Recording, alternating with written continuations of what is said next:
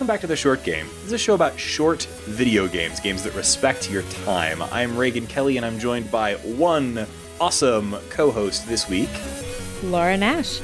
And it's just the two of us. This is going to be a little bit of a different episode for us, but I'm really excited about it because we've been talking for quite a while about covering more interactive fiction on this show. It's something that we all love and are pretty passionate about, but up to now, we've pretty much only ever covered interactive fiction in the context of IFComp, which we always love doing. I look forward to it every year. But we've talked about, why don't we just cover interactive fiction games the same way we cover any other game? Take a game, talk about it in depth, make it a full-length episode. And I'm really excited to do that. And what better time than summer reading? I mean, we talk a lot about using the podcast as an excuse to fill in some of our gaps in our, quote, education when it comes to games. Like, we played classics we never touched, like Journey. I hadn't played Journey before we played it for the podcast. Yeah, Grim Fandango. I hadn't played it. Everyone else in their entire world had played it. We played it for the show. I loved it. There were things I didn't like about it, but there were a lot of things I loved about it and was really glad to play. And I probably wouldn't have played it if we hadn't played it together as part of the show. That's sort of what I like about this. And I hope that what our listeners like about it too, because I know we're always sort of, I hope it's not just lip service that we're encouraging people to play along with us or to treat this as a sort of a book club. Yeah, and this is probably the best reviewed free game we've ever covered or ever will cover. It is Counterfeit Monkey by Emily Short. And what happened was there is a every 4 years survey that goes out to the interactive fiction community where they vote on the best games they've ever played. And Counterfeit Monkey hit number one. None of us had played it. Yeah. Disgraceful. I was honestly, when I saw that, I was like, I guess I really just have to do something about this now because I've always wanted to play it. I'm a great admirer of Emily Short. I've played other games that she's done. I read her blog, pretty much everything she posts. I think she's one of the really great thinkers in interactive fiction. Just really important in that scene, and it's a scene that's important to me, even though maybe I'm not the most informed person in the scene. I try to keep up where I can, but I'd still never played this incredibly well-regarded game. Can I give you a really lame excuse for why that is? Sure. I don't like monkeys. I thought this was about monkeys. I thought there were monkeys in it. Oh, wow. So. Yeah, no, there's no monkeys in this game unless you...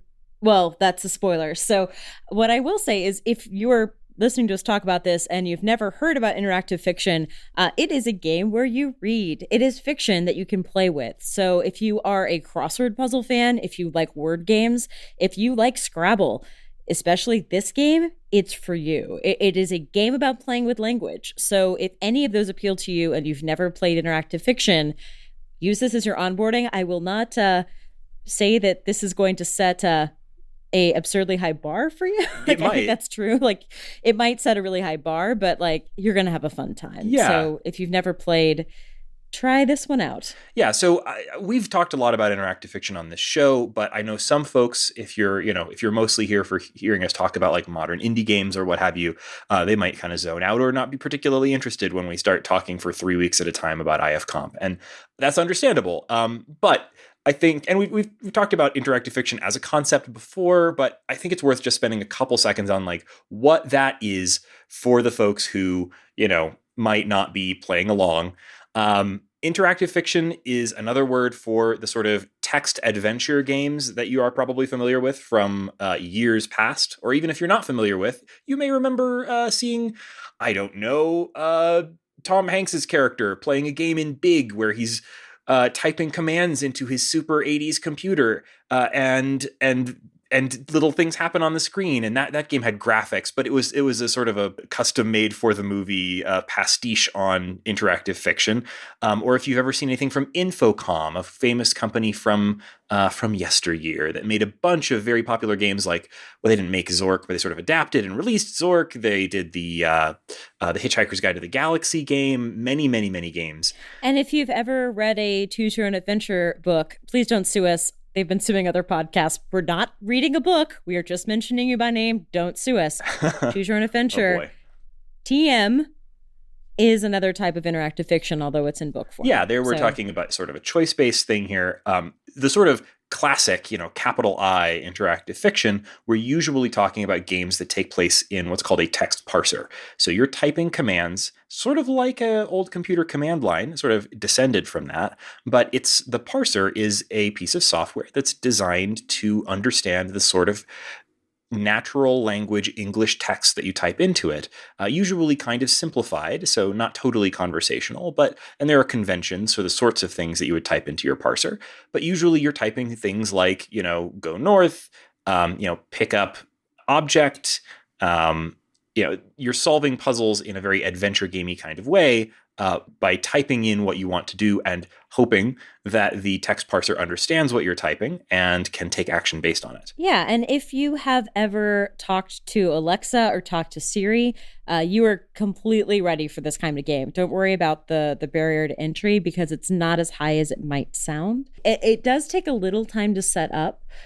Before we get into that, let's give a reason why you should play this game. I mean, it's gotten all of the awards. I mentioned all of them. Kind of best of all time for this year. When it first came out, it got like third place, so it's still listed really high. It's funny how this seems to have improved in people's estimation over the years. Obviously, the game has been updated, but it's also just one of those things that's slowly, I think anyone who pays attention to this scene has realized is one of the games that will totally, truly stand the test of time and is a true classic in the medium. And very influential. Yeah. So it's a super good game to get started with. But if you're looking to get started, you're going to have to download a tool to read the game. So I played on an app called Lictrote for Mac and PC. I know you played on Frotz for iOS, right? Yeah. So you'll need a interactive fiction interpreter. And those two are the ones to go with these days. You'll probably find there are lots of interactive fiction interpreters out there. If you want to try to avoid confusion, we'll have links in the show notes to the two that we recommend. And Lectrote is my top recommendation. I think this is a game that's best to play on the keyboard that you are most comfortable typing on. And so for most folks, that's going to be a full-size keyboard on your laptop or desktop. And so for that, download Lectrote. That's a weird word, Lectrote, by Andrew Plotkin. It's free, and you can just download it on your computer and then use it to open the game file. Interactive fiction games that run in an interpreter like this usually download as a file that opens up in the game program, like you're downloading a document and opening it in your game player. And in this case, it's going to be a gblorb file. Don't worry about Adorable. Yes, don't worry about what that means. But you will download your interactive fiction interpreter, either Lectrote for your Mac or PC or Frotz for iOS, and there are others. And then you will open the Counterfeit Monkey gblorb file, and we will also link to that. And that is also a free download. This is an incredible game for free. The interactive fiction community is very giving in that way, but this in particular made me feel like, wow, what a value. Yeah, and it's a really low barrier to entry. Once downloading is smooth, you don't have to do any configuration. You just open the file and go. So yes. It is a little bit outside the comfort range if you're used to going to a shop and buying things, but hey, it's free. Yes, indeed. And we'll probably talk about some of the sort of, back of the box or headline things that make this game stand out. But I will mention also, while we're talking about getting started with it, that this game has an excellent tutorial, and it is definitely intended to be approachable for people who have never played an interactive fiction game before. So it's got a very flexible, very intuitive parser that will understand you when you type. And if it doesn't understand you, it will usually tell you why. So it's very smart. And then the tutorial is great. It is an extremely good onboarding. What's fascinating about this to me is that it's actually definitely not a bog standard interactive fiction game. The central mechanics of this are pretty unique and pretty mind-blowing. But it still manages to function as a really, really good interactive fiction intro if you haven't played one of these before. So this is a great place to start. Yeah, so we've said it's dope and that it's accessible, yes. But we actually haven't talked about what it's about other than not monkeys. Yes. So go for it, Laura. I grabbed 4 descriptions that people said that are not us, so excuse me for plagiarizing, but people said wordplay puzzle game, a crossword puzzle on steroids, Scrabble tiles for real life, first-person parser shooter. People are trying to say all these things, but Basically, it's this game Yeah, where I don't know where I'm lifting this from, but I saw someone call this game and its style of puzzles Portal for the English language, which I thought was which I think apt. is my favorite. Yeah, it's such a.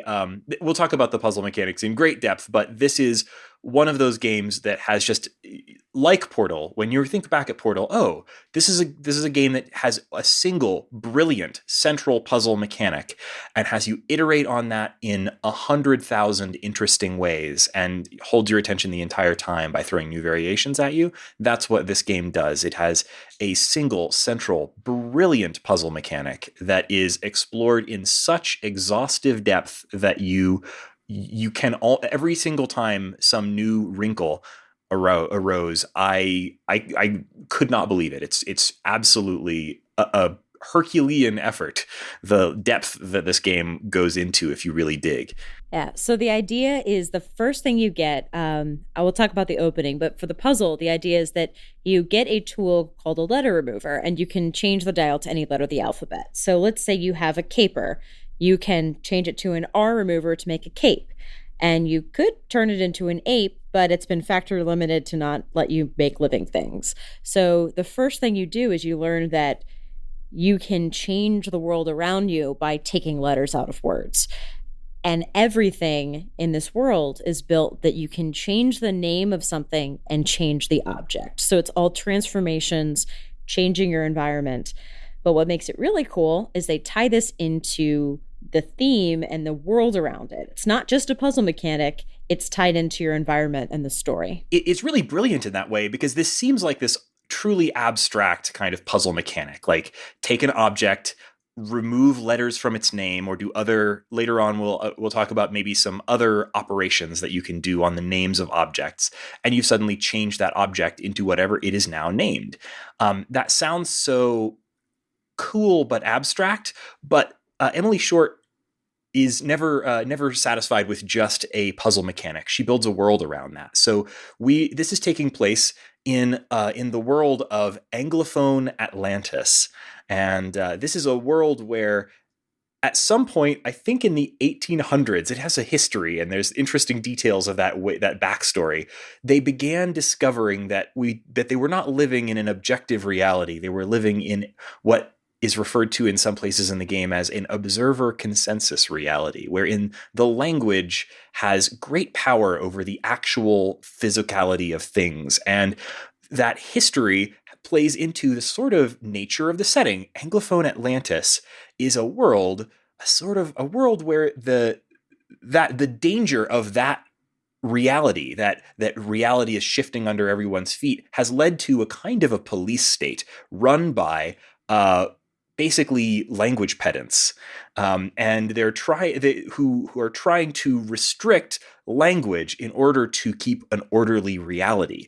And it's a really cool setting. And you, of course, are a revolutionary. So this has this whole feeling of a espionage. It's a caper. It's a heist in a way. You're trying to pull one over on the grammar Nazi government of Atlantis. It's really a great theme and setting. Yeah, and you're trying to escape and to thwart all the bureaucrats and all of the police state trying to bring you down, but you're not doing it with guns, you're doing it with letter removers and trying to just, it's the kind of game where you don't take someone's gun, you transform it. Exactly. And for example, back in the history of Atlantis, they say in 1822, it became independent because they shot a depluralizing cannon at all of the ships to make them one ship. Yeah. And shot that ship. So it's a game about being more clever and outwitting your opponents rather than beating them with firepower. And you're going to face people who have firepower. You've got to be smarter than them. And wackier than them and sillier than them, because this game gets really silly, guys. Yeah. If you can think of a silly thing to do in this game, it will almost always pay off, and not even often just with a joke. It will often be a really good path forward, and that's so rewarding to like look at this enormous possibility space. Think, I wonder if this funny idea would work. You try it, and yes, it absolutely does. There's a saying in the NetHack community, the dev team thought of everything, and I've never played a game that made me like feel that more than this game. Like, this is a true the dev team thinks of everything experience where there's a zillion things you can try, and all of them will do something to tell you that yes, Emily Short did think of that thing, and she had something funny to tell you when it happens, or even just a really clever, even just a very clever way of telling you, no, that doesn't work. It's always a wink to tell you, yes, I see you. I see what you're trying, and I like it. I see what you're trying to, I like it, and it can nest just next to the ethical implications of whatever linguistic transformation you're doing. You can also spend a good 5 minutes trying to make the word fart to see what happens. The game lets you do both, and the game applauds you for doing both. And most games would not tonally accomplish, like, it just wouldn't expand to fit that. This game is like, I see you tried to make the word shit. I'm not here for it because it's too gross and you can't make a shit in the middle of the road. But good job. I'm going to give you really good language to know that I saw you do that. And I may not be here for it, but I get what you're going for. Yeah, and I also want to really, really highlight that, like, I was worried that this game would be purely silly because it does lend itself to silliness. Or pure a downer, to be honest. True. I thought it was going to be a downer. Yeah, well, this game is extremely well balanced in tone. It's it's got the thrilling espionage side of it. It's got the funny, jokey wordplay side of it, full of funny surprises. And it also has a story that is very dramatic and actually, this is easily one of the better stories and plots that I have run into in interactive fiction. It really has an arc to it, and there's like ethical questions that are raised that are quite interesting. And there are multiple endings, which I'm sure we'll talk about a little bit at the end. It's really got a good story that really kept pulling me along, even when I got stuck on puzzles, which wasn't that often because it's a good experience in that way for puzzle dunces like me. Yeah, it's got a really great hook. The first thing that happens when you open up the parser is it says, "Can you hear me?" You see that you're in a back alley, and you say yes or no. And it turns out that you are no longer just you. You have combined with someone else. You yourself are a pairing of words, a synthesis, and as part of your escape plan. And you are talking to someone else. It solves that voice in your head problem because you're literally two people. So you have a person to talk to the whole game, which is great. Someone to disagree with you, someone to suggest things, kind of a built-in, but it's not like, hey, listen. It's actually someone with their own brain and their own ideas. Yeah. I love that. So we wake up as Alexandra, and it becomes obvious pretty soon that there were two people, Alex and Andra, who have been synthesized into a single person. And this is essentially your disguise. You're smuggling someone out of. So Andra is essentially like a smuggler, almost a spy, but more of just someone who likes to smuggle things in and out of the very restrictive Anglophone Atlantis. And she's helping Alex escape. And why is he trying to flee Anglophone Atlantis is one of the sort of early and fascinating questions of the game that it doesn't answer right away, but when it does, the answer is really interesting, really interesting. So I really, really like this setup. And you're right, absolutely. It's great to have that sort of voice in your head because Alex is always there in your head talking to Andra, and they have very different ideas about some of the stuff that's going on in the game. So it gives you that sort of like multiple perspectives thing. It's really, really clever. Yeah, the stuck-up UX term we use for this is the possibility space. I know it sounds like a yoga retreat, but it means that if you are stuck, especially in a conversation with someone else will say, hey, I think we should ask him about this, or I really want to do this. And you are free to disagree. But if you don't have an opinion, you can go along. It's really nice to have that kind of bouncing off point, which you don't often get in video games. And it's sort of worth mentioning up here at the top before we dig in too much further that this game is inspired by a very famous interactive fiction game from Infocom. So there's a game that they did way back in the day called Leather Goddesses of Phobos. And I have played this game, but I didn't remember. I mean, it's been years and years and years since I played it, and I don't think I actually finished Leather Goddesses of Phobos, so I'm not 100% sure whether I ever ran into its tea remover puzzle.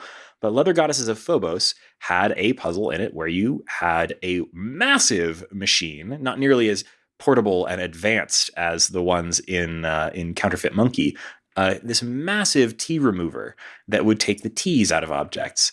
And Emily Short thought that was a clever puzzle and started out by writing an example for, so she was one of the folks who worked on Inform 7. Inform is the system that was used to create this game, and many, many others like it. And so she started by trying to create an example for the Inform documentation, basically imitating that tea puzzle, the famous tea puzzle from Leather Goddesses of Phobos.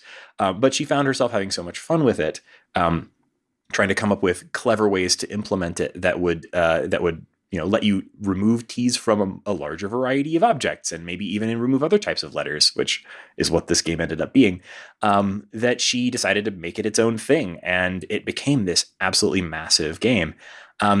But that's fun because the game references that tea puzzle from time to time. There's a point where you go into a museum and the tea remover from Leather Goddesses of Phobos is there. And I really liked that it sort of ties back to this classic work, but expands on it so massively that it's like, you don't think about sort of like technological and stylistic advances in the range of text-based games all that often. But this game is a massive step forward for games like this. So you talk about that tea remover puzzle. There's a great quote that I found when I was looking back to the nominations for the Zizzy Awards, the IF Community Awards from the year it was released. And Carl Munkenhumpf, sure, that's how you pronounce his name. Sorry, Carl. Said, Counterfeit Monkey by Emily Short takes a single puzzle and turns it into a world. So that's basically what she did. She took this idea about the tea remover, turned it into a really robust puzzle, turn it into what are the logical like, if you can do this, what does that mean for the world? Huge change. Yeah. It's a huge change. And so some of the things so Emily Short on her blog listed out things that if this game had a box, and it doesn't because it's free and you can download it from her blog, but or we'll have a link to also other places on the internet where you can download it for free. But if it had a box, she listed out some of the things that she would have put on the box as sort of design or selling points. And I think some of these are good things to note if you're considering playing the game. First, she says that this game has a tutorial and merciful design and multiple solutions for those who like their puzzles gentle. And that's absolutely what I found with this. There's almost always two ways to approach a puzzle in this, and sometimes many, many, many more than two. You have sometimes a very, very large inventory that you're carrying around, just like a massive backpack full of crap. And at any moment, you can take any of those objects out and remove letters from them, reset them by rubbing a sort of gel on them that resets them to what they originally were. You can remove letters from them multiple times, so you might need to do 2 or 3 steps and step through multiple objects in order to get to what you're looking for. And everything in the game has, like, if you think it ought to be able to do X or Y, it probably can. So you might find that there are 4 or 5 things in your inventory that you can, by various letter removals, turn into something that will help you solve a puzzle. It's really clever. If you want to know how many options you have, there is a flow chart that she's made you can look at. I wouldn't look at it before you finish, or maybe if you get really stuck. But there's a puzzle, and it says at some point you have 12 options, which means if you didn't pick up something, if you can't think of a word, there's options. There's lots of way around it. There are times where I was trying to help Raygan and he had done something completely different, and that's fine. The game is really open. It'll still reward you.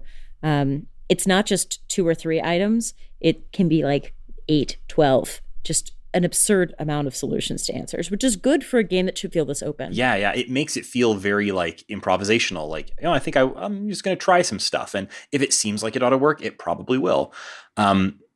She also says there are achievements for esoteric solutions and an optional hard mode for those who want more challenge. I didn't play with the hard mode, and I'm not sure much exactly what it does to make things harder. Have you read anything about that, Laura? I've read that the hard mode puts a couple more restrictions up front. There are fewer multiple solutions. They might put some artificial boundaries, some additional puzzles. It's not like you might have fewer options, so you have to be a little bit more. Your inventory management comes into play, from what I understand. That makes sense. And the achievements are really just, nice. This game handles them by just sort of acknowledging when you do something clever, and I like that. And small spoiler, so skip ahead 15 seconds if you're worried. Apparently, there are achievements for like each of the founders of the country, including one guy who liked to collect body parts. So apparently, that's a fun like Easter egg. People have been trying to find all of the achievements. There are a lot of. It's a fun thing to play. There's a lot of body parts. Kind of gross. Friendly navigation, built-in graphical map, compass rose, and go-to-room features. So this can't be overstated how good this is. Many interactive fiction games, obviously, you are like the very old interactive fiction games kind of expected you to be mapping things out on graph paper as you played. This game has an on-screen graphical map that is just part of the game for you, which is great. And the map itself is this very clever design that kind of fits in well with the experience, where it's not just a bunch of boxes connected by lines. It's a kind of a like I think this is sort of like it's a typographical map. Like if you've seen the neighborhood maps that only have the neighborhoods written in words, it's that kind of a thing for a map. And I was going to say this is the kind of thing you would find like if you went to the IKEA in Anglophone Atlantis and they had this would come with its own frame. It's like it's beautiful, but it's also very designy. But it's also functional. Like it really does serve the purpose of being able to get around this entire city pretty easily and not being lost. And it has an on-screen compass rose that tells you which directions you can go at any time, which is very convenient. And also lifesaver. Oh yeah, huge. And it also highlights places you haven't been. So if you look at the compass rose and north is blue rather than white, that means that you haven't been to wherever is to the north of you. And that actually was super helpful to me as well. So huge just usability improvements here. Yeah, and you can also fast travel in this one. If there's not like a locked door blocking you, you can just quickly say, I want to go across town. You don't have to trek across town. You can just jump there. Yeah, you can type in go to and the name of a room. And in many cases, you can also say go to and the name of an object. And if you know where that object is, it'll take you to it, which is great. Alabaster style conversation engine. I haven't played Alabaster either, so maybe that's another one to add to my list. You can talk to people. Yeah. Basically, it's got a nice conversation engine. I think the main thing that I liked about that. I mean, it's not like every NPC in this is like Galatea from other works by Emily Short, but it in almost all cases when you are conversing with an NPC, you can type things like ask about blank, and it doesn't always have something to say, but it very frequently does. And when there's important things that you should ask about, it adds a bit of text at the bottom of the screen that says, I'd like to ask about blank, or I'd like to tell them about blank, or that sort of thing. Which is your Alex chiming in. Exactly. I'll also say that she claims there are roughly 100 locations to explore, which sounds enormous, and it does feel big, but the original estimate was 8 to 10 hours for an experienced IF player to play on easy mode. For me, it was more like 5 or 6, and I think that's because she's done a lot of updates to make this more accessible so you don't get stuck as often. So I don't think that it's not necessarily experienced interactive fiction player. I'd say like if you've done linguistic puzzles before, or you just play, do crosswords, you're probably looking closer to 5 or 6, despite 100 locations to explore. Yeah, I think that's about right. I think 5 or 6 was what it took me. I think I spent maybe 2 hours a night on this, playing it, over 3 nights over the course of a week. It's also pretty easy to pick up and put down, which I sometimes have trouble with interactive fiction. If I forgot what I was trying to do, we didn't mention it up top, but there's a goals feature in this game, which is so helpful. So, if I was coming back to this game after a couple of days, you can type in goals at any time and it will list what your current goals are. They're not like, it's not going to tell you like, go to X spot and do X or Y thing. The goals are fairly general, but they're enough to remind you of what you were trying to do. And it's a huge help. Yeah, so the joke in our Discord, formerly Slack, was that if a game said open world, that meant that it was not a short game. And I feel like this game has a bit of DNA in that your inventory can get massive and you can do so many different things and you can transform in so many things that, like, it feels like you might have 30 objects in your inventory that can be transformed into 900 things. Like, how on earth is that a short game? Well, they put really smart, like, you don't feel like you have limitations. You can play and you can be creative and mess around with stuff, but you also can kind of limit a little bit of the activities because you use it for a puzzle, you move on. It feels very kind of puzzle driven. You have goals, you have things to do. You can spend hours and hours playing and having fun with your inventory, but there is a drive to move forward. There's goals, there's a place to go. You can play as much as you want in the sandbox, but there is something on the horizon that's a lot more interesting. You'll get new things if you keep moving forward. So I think it's a really good mix of openness and drive. Totally, yeah. There's so much about this game to admire. I love how, like, totally free it makes you feel as you're moving around. The city is massive, but you never feel lost, and your inventory is just absolutely gargantuan, but you never feel totally overwhelmed by it. It's just extremely open and just really feels like, yeah, you're always moving forward. You're always doing something useful. So something I read afterwards that she wrote a little bit about her development. She wrote a lot about making a fair puzzle, which I think is one of the tricks here, because we talked about a lot of solutions, but we've all played games with lots of solutions that none of the solutions are clued or the solutions are really hard to fill. And like, you just kind of, we've played those adventure games where you're just pointing and clicking on everything in the inventory, hoping something will match. And she talked about there are 3 kinds of categories of puzzle. So the first one is, you know what you have to change, but you don't know what exactly. So like, you might need to make something smaller, but you don't know, okay, what word, like looking at this word, how can I transform it into a smaller object? You do not know the name of the object, but you're like, I have this thing, like this world, this area in front of me. I need to change it. Limited words, but they could be transformed into anything. So still an openness, but a limitation. So she also lists puzzles where you know what you need to create, but you don't know what from. For example, needing to get some oil, but not knowing what the source of that will be. So then you're kind of hunting either through your inventory or through the spaces that you're in to see if there are any objects that you can remove letters from to get the thing that you want. And those are very clear, and I wouldn't say they're not easy puzzles, because they're often, you have to go through several steps.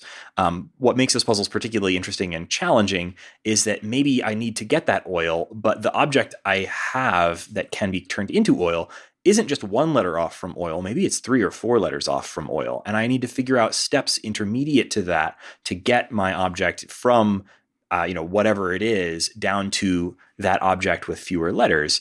But you can't remove multiple letters at a time, and every step has to be an actual word. So that makes it very challenging, but it also is a pretty clear type of puzzle. And I thought those were probably my favorite. Yeah, you can't just go from cable to cab. You can't take the E off because cowl is not a word. So you have to be really clever about what letters you remove in what order, which adds a little bit of extra challenge to it. And the last one is, you might just know, like, I need a thing that makes noise. I need a thing that is blue. Like, you're just trying to get something that suits a general category. So that's the most open. You have a lot of words, but you also have a lot of answers. So, did you play the bar game based on that type of puzzle? I did play the bar There's game. a really clever bit in the fairly early game where you are in a bar and they have a game that you can play in the bar that is literally just an optional opt-in version of this type of puzzle, where you place a bet and then one of the bar patrons will propose a category of object. Well, first you have to put up an object of your own, just pick an object, and then one of the bar patrons will put up a category for you to transform it into. So maybe you've pulled out an apple and someone at the bar will say, make it a liquid. And then you have to figure out how to take your apple and turn it into, I don't think this is a spoiler too much because they won't. Don't spoil this one, but just Okay. turn it into a liquid. Yeah. You guys can play along at home. You can maybe I imagine. don't think that one is optional. I think you have to solve it, but we can talk about that one later. Sure. Yeah. But basically she's like, if the puzzle she wrote didn't fit into one of those categories, she axed it. Yeah, which is, I think, really, really smart because this game is not just about giving you like this incredible set of tools. It's also about getting you familiar with just the logic of using those tools in the sorts of ways that we were just talking about there. You know, there's all these different ways that you can apply the tools, but it all sort of comes down to these three styles of puzzles, which once you get your head around those, you know, every object in this game becomes sort of another tool in the box of sort of solving those. I'll also say if you find yourself needing to phone a friend and you're not in our Discord and can't just ask us, this helps a ton because if you do get stuck, I've played games where I don't know the phrase to look for to get a hint. And I found when I was looking at my notes, I wanted to look up like certain puzzles to get phrases. You can Google bar puzzle or like liquid, but even more explicit, you could say counterfeit monkey thing that makes noise, and it will bring you straight to an Invisiclue's hint on that. So I'm not saying every single puzzle problem you might have is going to be covered, but because she's so explicit about what kind of thing you might need, it's a lot easier to find a hint if you need it. Yeah. Although, I mean, I will also say that my favorite thing about playing this game this time was that Laura and I were together on Discord, and we were using Discord liberally along with their spoiler tags to sort of ask each other questions and make up our own Invisiclues as we were working our way through it. So if you aren't on our Discord and you want to play this game and have somebody to chat about or need a hint, get in touch. Laura is excellent at giving hints on this game that don't spoil the experience but help move you forward. Yeah, it's definitely of the like, have you looked at a book? Like I try not to say like, use the thing on the thing. But it's just, there's not like a great list of gated clues or something out there already, although there are some substantial hint threads should you need them. Yeah. So do we want to have a spoiler break on this episode? Are we going to talk spoilers at the end? So other than saying that, yes, this is a meaningful plot and it is fulfilling, I don't think we should spoil the plot, but we are going to talk about some of our favorite jokes moving forward. Yeah. So if you want to experience all the weirdness in its entirety and you don't want to know any of the possibilities that open up, drop now. I consider this a light spoiler break where we will not talk about any major puzzle solutions, but we might say like, this was hilarious and it might be anywhere in the gameplay. Yeah. And we're not going to talk too much about like the specifics of the plot or anything either. So no direct spoilers here, but we are going to be talking about some stuff that occurred in the game. And so if that is something you don't want at all, now's the time. There are so many good jokes in this game, like so many little clever, like Emily Short thought of everything. And half of the things she thought of some really funny things to say about it or amusing ways to have things play out. Just really funny. Do you have any favorite jokes or funny moments that seem to sort of emerge out of it? Yes. So I think one of the first things I did, so you, at a certain point in the game, you've had these limitations on your wand. Mm-hmm. And I believe limitations are made to be broken. Wand, basically, your letter removing wand. And it's fun because people in the past, apparently, when this game came out, didn't assume those limitations would never be broken. Right. Because, I mean, if you're thinking about like making a game like this, like the idea that, you know, the idea that you can turn any object into any other inanimate object is already such a massive possibility space that like the idea that those restrictions of you can't create an animate object, you can't create people or animals, living thing, seems just or like that a you natural can't thing, create right? abstract concepts makes sense because who wants to write all of that text? Well, the answer is Emily Short wants to write all that text because she did, and you get the answer to like you unlock you go hack your letter remover, and the first thing I did was I look at my inventory and right at the top is a ball, and I was like, I'm gonna remove the B and create all. What happens when you create all is it starts going through every letter of the alphabet and every creating it. object in the dictionary starts spilling Every out of your object in the wand. dictionary starts spilling out and it just like overflows, and it gets like partway through the A's and uh just like, and then it chokes and basically overwhelms the world and destroys it, and then it like pauses and says, perhaps you, or that's what would have happened if you had been so foolish to actually do it, which you didn't, right? Yeah, there was a And you specific type one yes. that there's a specific one, and I wish I remember the actual word, because there's some word that begins with A that means something about lava. I can't remember what the word was Yeah, now. it's just like a giant lava flow. Yeah, and The other thing is that's you what realize- kills you. You're killed by a lava flow, which is created in this particular word, which happens to be near the beginning of the alphabet. But it's implied that you destroy the universe. Oh, yeah. So that was great. I couldn't resist creating all. But my other favorite abstract is I created the concept of sin, which was an academic reading a book while people were dying all around you. There were all kinds of. Good. I made Poppycock at one point, which was just like a little bad man who had like his cheeks popped out and like yelling at you. Like, just so many good little bits in here that weren't really, there were some of those were just me just messing around. I was like, oh, I can make this word. I want to know what the idea is. One of my favorite things that I thought I needed to do and I didn't is I turned a crate into a Kate. And it was like, you might not have known this, but it is a small confection. And it's because they know that, like, you don't know what the word Kate is. You were just trying to figure out how to move a crate. Like, she knows that you don't know these obscure words, and she delights in it. Yeah.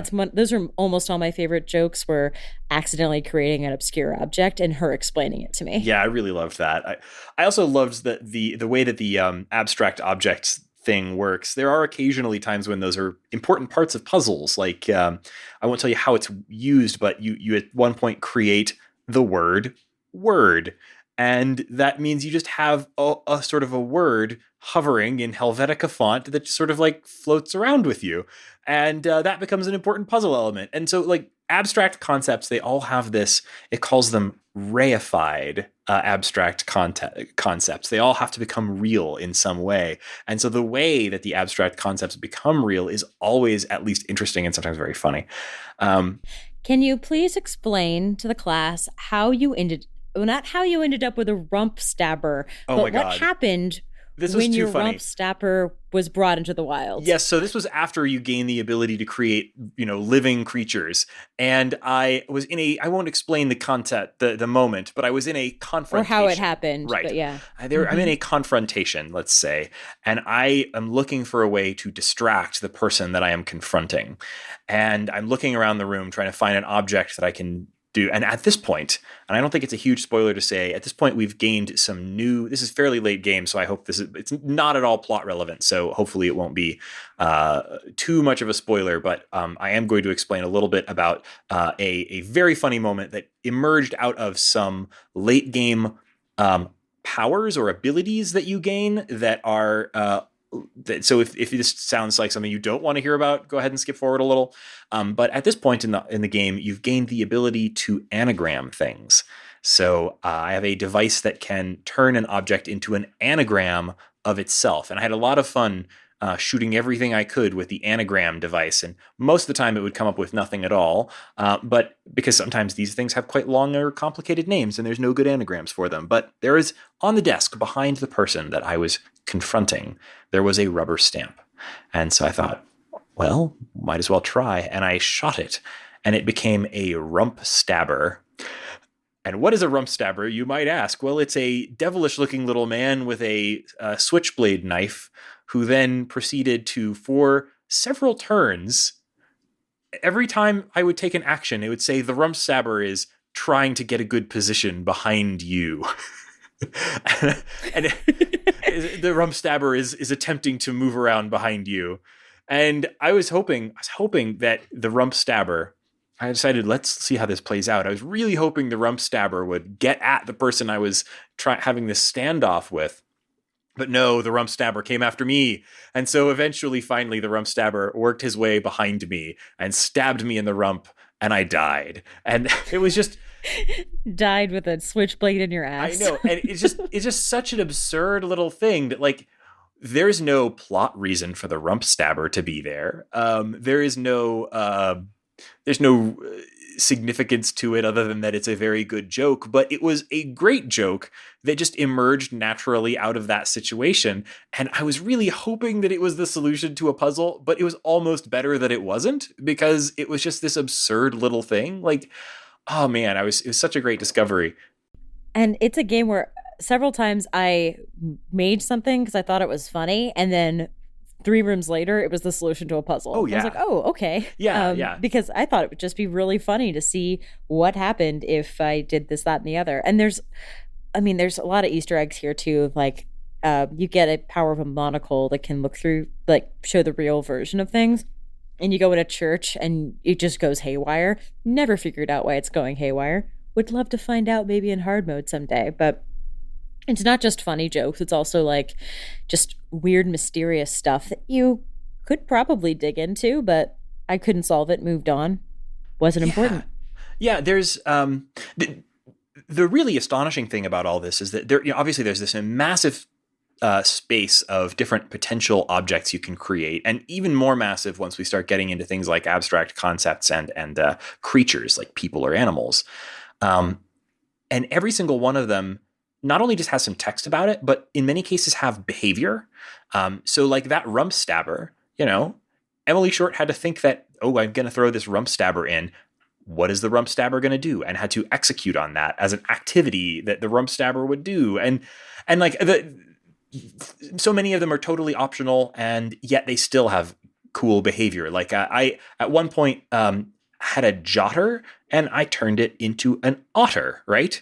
And as far as I can tell, the otter is involved in no puzzles in the game. But if you create the otter, it likes you and it follows you around for the rest of the game. And every time you enter a room, as part of the description of the room, it'll say, "Oh yes, you're in the conservatory, and there are great shelves and covered in books, and the otter is here." And it's like every time, and I couldn't get enough of that. I kept the otter with me for the entire rest of the game until finally I had to part from the otter, which was very sad. But so many little wonderful details in this game, just like that. Like, if you think that it might potentially work, it probably does, and it probably has something clever that it does or says or some really clever little thing about it that will make you think, wow, I can't believe Emily Short thought of that. It's the power of the game Scribblenauts, but it's not as like unsatisfying as like ball falls to earth. Oh yeah. In this case, the ball's description, and you can play with it.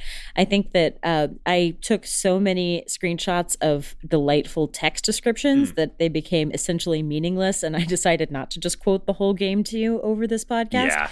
But we've praised the puzzles. It's also the writing that makes this thing tick. Yeah, the writing is so good. Emily Short is a great writer, and you only have to read her blog to tell that she's an engaging writer. But when she's really firing on all cylinders like she is here, she is great at language and humor. She is great at story. She's great at engaging characters. This game is full of really colorful characters that, like, interactive fiction doesn't often do character well, but this game really, really does. Great writing, just a really great. I would read a novel set in this world. I think it would be a really fun one to read. Yeah, there is a novel that I feel is almost inspired by this called LMNOP about it is a book where there's a statue of the guy who invented the phrase, the quick brown fox jumps over the lazy dog.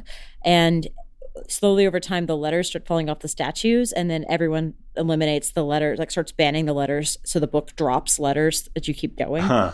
Okay, and it's the closest as I feel like that, but it's a lot more literary and a lot less about bureaucracy. It's like, oh no, we're all doing this crazy thing. This game has consequences. Like, yeah, it does completely undermine the world to be able to change stuff all the time, and it is dangerous. And like, criminality rules. Like, I see why a police state might emerge here.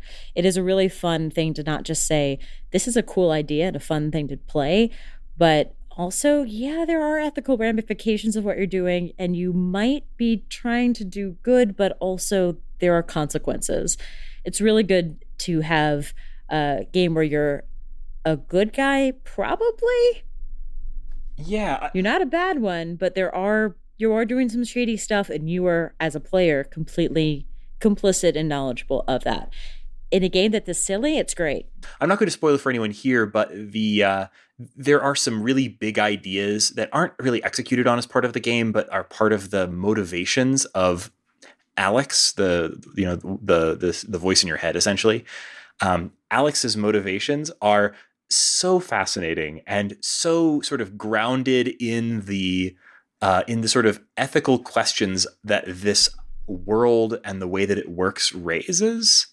It's just fascinating. Like there's so many like cool thought experiments included in this, some of which are part of the game and its puzzles and plot, and others that are just sort of like out there on the periphery, these ideas that the game raises to have you thinking about like, well, that seems silly, but what if? What if? Oh, that would be really interesting.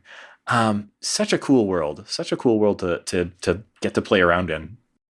Yeah, in short, which this podcast is not, or I guess an Emily short, haha. Okay. Turns out that playing, yeah, thank you for laughing at that. It turns out that, playing a classic voted the greatest interactive fiction game of all time is a really good time. Yeah. Classic games that everyone likes are popular for a reason. Yeah. Turns out.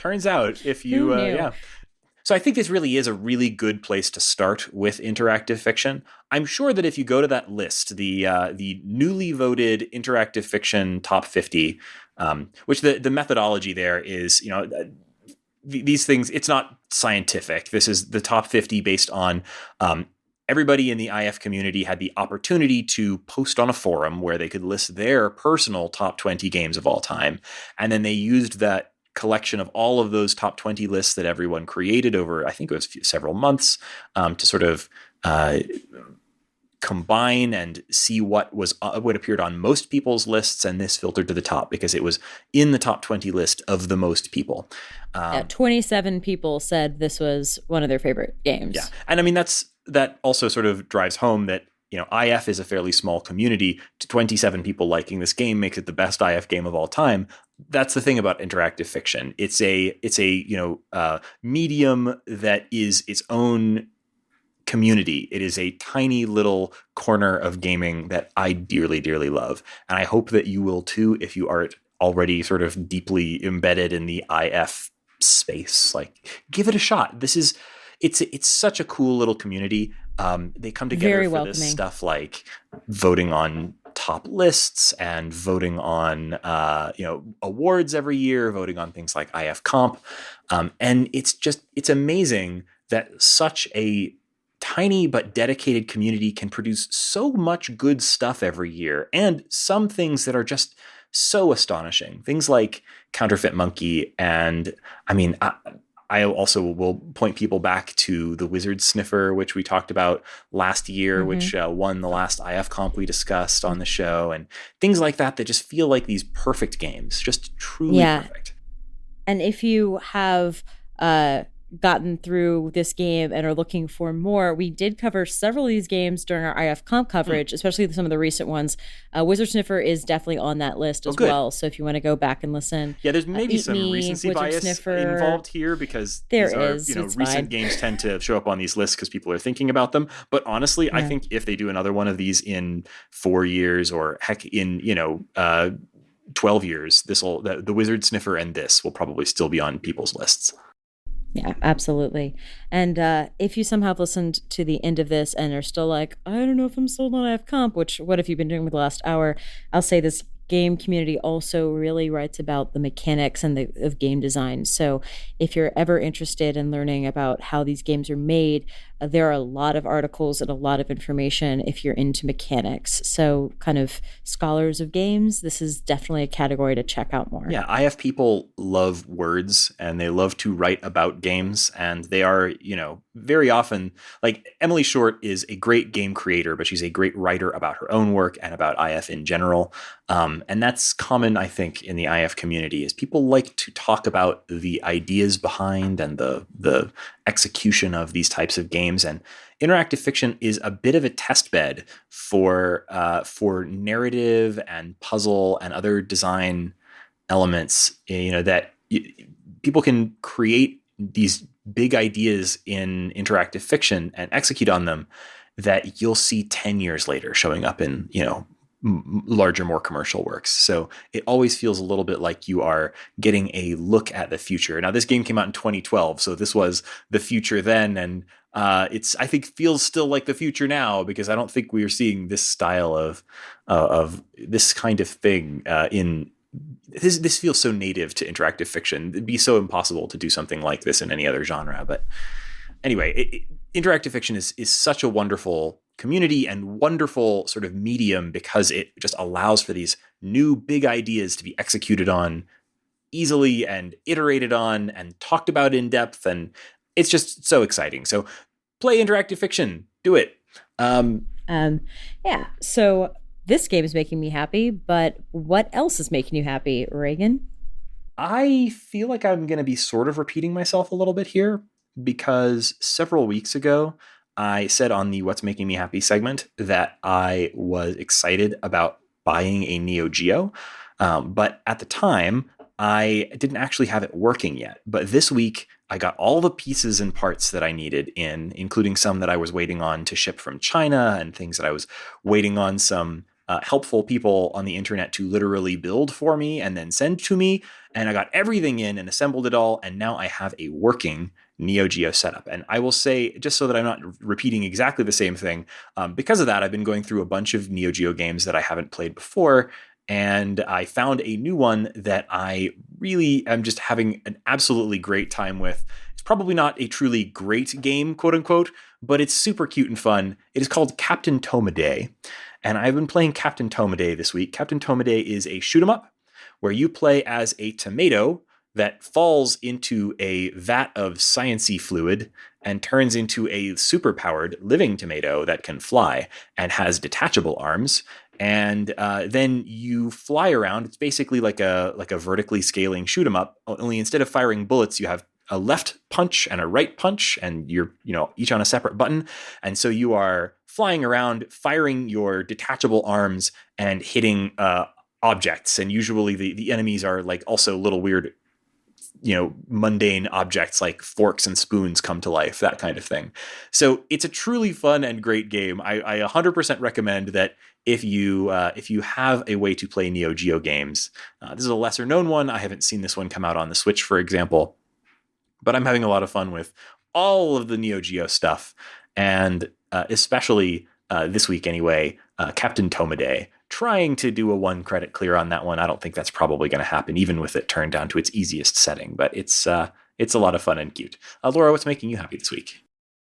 So I am currently visiting a family at my husband's parents' beach house, and that means my brother, sister, sister-in-law, niece and nephew, my other sister-in-law, everyone's here. And it's we played tonight earlier the game Telestrations, which is a Pictionary telephone merger. And we are using a nice pretty box version of this, but I've played it at work with Post-it notes. And what it is you get a word or phrase and someone writes it down, passes the card or notebook to the next person. They look at the word, flip the page, draw the word. Pass it to the next person. They look at the picture you drew, try to guess what you drew, pass the word over. The next person draws the picture, and it goes on like this in this Pictionary guessing telephone game until you get to the end. Already tonight, I drew what I thought was a stellar water buffalo. I drew a glass of water plus a water buffalo. I passed it to my husband, who looked at it and thought I drew a bean yak. And he was like, bean yak isn't a thing. So we just wrote the word yak. And then that went to a drawing of someone puking. So you can see how this gets out of hand extremely fast. I also think triplets ended up being like pregnancy, ended up being alien. Like, we think we're good at drawing, but we're not. And it's a really, really fabulous party game, cheap as hell. And honestly, if everyone's like not really sure if they want to play a game or for how long, and everyone's feeling that kind of after dinner malaise where they would like to drink a glass of wine and laugh, yes, but also like have a little time to be quiet for a second, Telestrations is a great game. It's got that match of quiet and uproarious laughter that is a hard thing to fill. That's great. It sounds so simple that you could play it just, literally anywhere. It's like and it expands to fill the space. So like when I played it, as I said, at work, it was supposed to be like killing time before a holiday party. And then people later in the holiday party got those index cards back out and got, completely blitzed and turned it into a drinking game. Do not recommend that, especially not with your family. But my sister also said there is a Dirty Words version of this that she has played at many bachelorette parties. Okay. Should you need that. Perfect. Well, thank you so much for joining us on this episode of The Short Game. Our show is supported by Patreon. And so if you aren't aware, we mentioned it briefly earlier in the episode, all of our patrons or supporters at any level get access to our Discord, which is a great way to chit-chat with us about the show. We keep channels on there to chit-chat about any episode that we've done, at least since we started the Discord. So you can go back and talk about Counterfeit Monkey with other folks who will hopefully be playing it along with you, or at the very least with us, where we can offer suggestions or hints. Laura, like I said, is great at hinting without giving things away. Thank you, Laura. Very much appreciated. So if you would like to support us, we would very much appreciate your support at patreon.com/theshortgame, or you can go to www.theshortgame.net and click the Patreon link at the top. Supporters at the $1 a month level or higher get access to our Discord. Supporters at the $5 a month level get access to the Discord and also our sincere thanks. We are actually coming up with things to do for higher level Discord higher level Patreon tiers. If you have thoughts about this matter, let us know. You can also get in touch with us at www.theshortgame.net, where you'll find a contact form. It's a great way to let us know about short video games that you are playing or that are coming up and you think are interesting.